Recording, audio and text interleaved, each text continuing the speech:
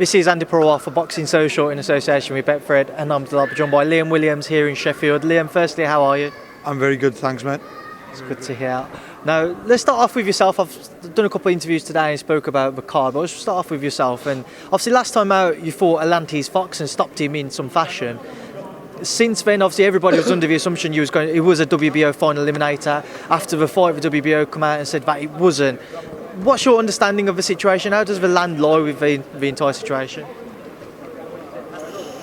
Do you know what? I don't know. Your idea is probably as good as mine, but I was fully under the impression that there was a final eliminator. And after the fight, obviously, I'm not sure if you've seen the tweets or the whatever it was come out about it, that it wasn't. And although they said if Munguia didn't win the fight with Andrade, but I don't know if the ropes are going to fall down. If Munguia doesn't want the fight with Andrade, that I would be made mandatory. So that's just kind of where we're at right now. Obviously, you got Andrade boxed last Thursday in Miami and looked okay. Nothing spectacular. He had a good win, but his performance weren't the best. I believe he can box a lot better. He's probably a little bit big for 160 now.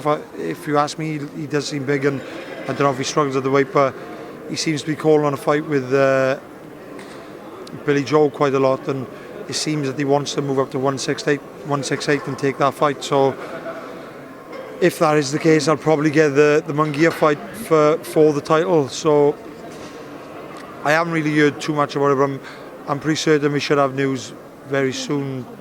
You know, being as it's been a week tomorrow since he's boxed, and you know, time is ticking on now. We need to know what's happening. We will come on to that possible fight in a second, but just to stick with the situation around the Atlantis Fox win, when you found out that it wasn't a final eliminator in the end, what was your reaction, and how long did it take until people started to talk to you about how everything was kind of unfolding?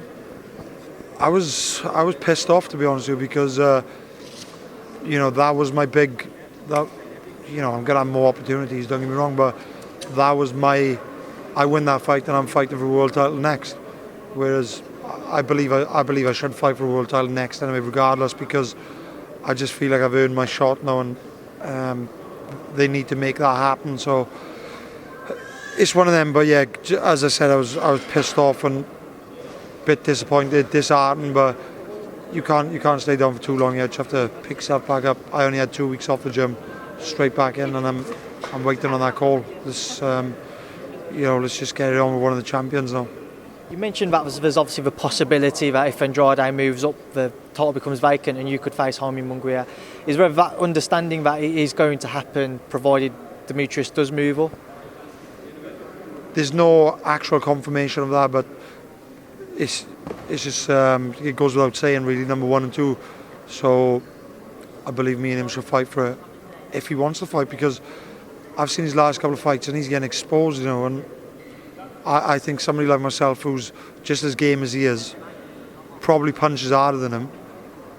I think it's only ending one way, because he swings his chins up in the air, and like I said, I believe it's going to end one way, and that's him, you know, with his back on the canvas.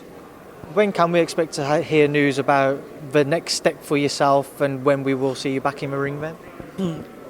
I'm just waiting day by day now, and you know, I just want to know soon as, because I'm still in the gym working away, training twice a day, and it's only so much you can do and only so much you can focus with not having a date, you know, because if I'm laying in my flat, I go back to my flat after training, I'm very tired, I'm starving, I might not be fighting for 2, 3, 4 months. Like, you know, I'm gonna, if I want to go out and have a big meal, I'm gonna go and have it, you know. I won't go and eat a lot of crap, but it's just a case of, you know, when you got a date and when you're fully focused, you've got a vision and you know exactly where you're going, which I haven't got right now, so I could do with that. And obviously you mentioned Demetrius Andrade possibly moving up. How do you think he would fare against Billy Joe? It's a good fight, you know. It's two southpaws, two technical southpaws. I do believe Billy Joe beats him. Billy Joe's class. very, very good southpaw, and I've shared rounds with him, so I know just how good he is, and probably a little bit biased on the other hand as well because he is a friend of mine, but yeah, it'll be a good fight, but I do expect Billy Joe to be the victor. There's also a lot of talk about Billy Joe possibly facing Canelo. How do you think Billy Joe would fare against Canelo if that fight was to be made? Let's be honest, Canelo's going to be a difficult fight for anyone, even at higher weights. So Billy'd be in for a serious fight, but Billy on his A game and coming in like let's just say Billy Joe coming in the kind of form that he fought David Lemieux. If he comes into that kind of form, he's going to cause anybody in the game problems, and Canelo included. So it's one of them. I hope he does get the fight, because Billy's been around for a long time now. He's two-weight world champion, but he hasn't quite got them breakout fights where he fought an elite fighter on a massive stage, and I think he fully deserves that. Let's just move away from the middleweights, super middleweights divisions, and onto Saturday night. Obviously, a couple of your campmates will be entering the ring. Kell Brook returns for the first time in 14 months. How has he been looking in camp? Have you seen any rustiness, etc.? No, do you know, I was just explaining to someone else just now, and it seems like he's got the bit back between his teeth, and he's light. He's good on the weight. He's lighter now than what he would be this far away if he was making 147, and believe it or not, that is the truth. He's in great form. He's been performing. We've obviously trained alongside each other for weeks, but even when he's sparring stuff, I've hung around behind and watched, and he seems on great form to me. So I don't see anything other than a Kell Brook win, and hopefully he's going to get in good fashion as well. You can't write this other guy off because he's quality, and he looks a very solid 154 as well. So it's going to be a good fight, but I fully believe Kell's going to win. Kell's obviously been after a big fight ever since his last bout against Michael Zarafa. For whatever reason, it hasn't materialised as of yet. Have you seen any sense of frustration or anything in Kell? A sense that why has that fight not happened for him? Have you seen anything different in him? Not really, because outside of the gym, I don't spend a massive amount of time with Kell.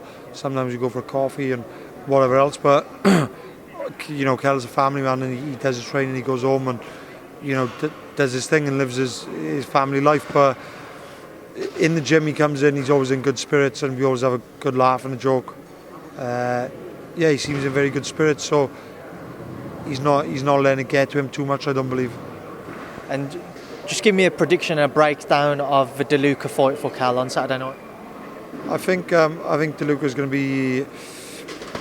I think he's probably going to be well in the fight for the first 4 to 6 rounds, and I believe as long as Kell's still got in competition what we all know that he's got and he's had, then Kell starts to break him down and stops him within 8 to 10 rounds. And obviously another one of your campmates, Kid Galahad, fights on the card in the IBF final eliminator. How's Kid been looking in the camp, given the frustrations on the back of the Josh Warrington defeat? Do you know what? Barry doesn't get frustrated. He really does. He's one of these people who. He's the most mentally strong person I've ever come across, and on that, and he's just like nothing gets to him. He's quite cold actually, Barry. Like sometimes I just think that man's got no heart. He just nothing affects him. He's like you see a serial killer in a film, and like constantly just straight face, no emotion. That's Barry for you. Like even if he was pissed off, you wouldn't know any because he doesn't show nothing. But he's looking fantastic as always. I've never really seen Barry have an off day in the gym, very rarely, and he's on great form. And again, I think he's definitely going to come away with a win. And I don't know, maybe if I had a bet mouse, and I'd probably say point to him for Barry, not because he's not good enough to stop him, but I just think this kid that he's fighting, this man that he's fighting, he's very tough and he's very game, and he's got a lot in his own arsenal, So we'll see, but I fully believe Barry's going to win again, and put on a fantastic boxing display. A final thing on your camp, I just wanted to get your thoughts on. Obviously, recently it came out that Ivan Garbu had an adverse finding found in one of his tests from the WBC Clean Boxing Programme. I know over social media you was a defendant of the fact you didn't want to get your name kind of strung along with it, you didn't want to have your own name tagged with it. What's your understanding of the situation, and how frustrating a period has it been for you, for anybody who's kind of tried to associate your name with what's gone on? Yeah, do you know what? I've not really spoke to him in depth about it. I've not spoke to Dom in depth about it.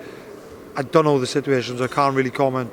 But I was just defending on, people tagging all the lads from the gym and stuff, saying, fucking Ingle, Pringles, fucking the Juicers gym, all this fucking bollocks. And I don't want to get my name, I don't want these people. I've been on a great run recently and for the last 8 months. And I've been on that good run through very hard work and a lot of dedication. I've taken myself away from family and friends, and I'm living away from home. So I don't kind of want people. Anybody who really matters knows the crack anyway, and I just wouldn't like to have people thinking I'm a cheat, because I'm on it. I dig in day out, and I'm making it happen for myself. I'm not looking to cut any corners. Finally, Liam, before I do let you shoot off, because I know everybody's left you from the camp, about 2 weeks away now from Wilder Fury 2. Just break that down for me, Liam. How do you see it playing out? I see another good fight. Obviously, you've got always a very, very dangerous Deontay Wilder, but Fury's he's in a class of his own, really, in terms of the heavyweights, to be honest. And he's the heavyweight Lomachenko, and he's got all the moves, he's got all the tricks in the book. And I fully believe, as long as he can stay away from that big right hand, and he can quite easily win the fight. But it's a big if, because to go 12 rounds and not get tagged by one right hand is a big ask, But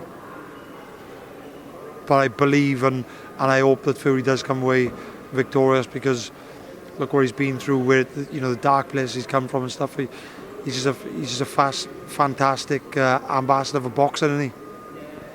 It's perfectly put, Liam Williams, and we will leave it there. I appreciate your time, Liam, and I'll let you shoot off now to catch up with the rest of your camp. Yeah, I know they've all left you, so I'm lucky I've got my own car, and we've got Lee the Leprechaun Reeves here.